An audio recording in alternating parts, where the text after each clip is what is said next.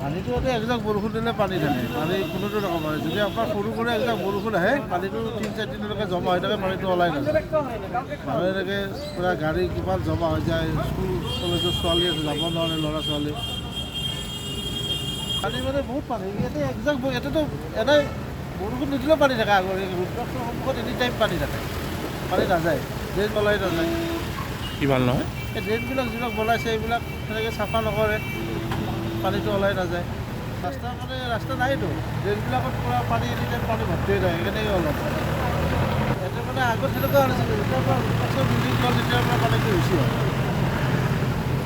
আগতে অলপ জলাশয় আছিলে, য'ত বনাইছে কিন্তু যোৱাচোন পানীটো এনেকৈ ওলাই গৈছিলে, এতিয়া ওলাই যাব নোৱাৰে। সেইকাৰণে চৰকাৰে গুৰুত্ব দিব লাগে।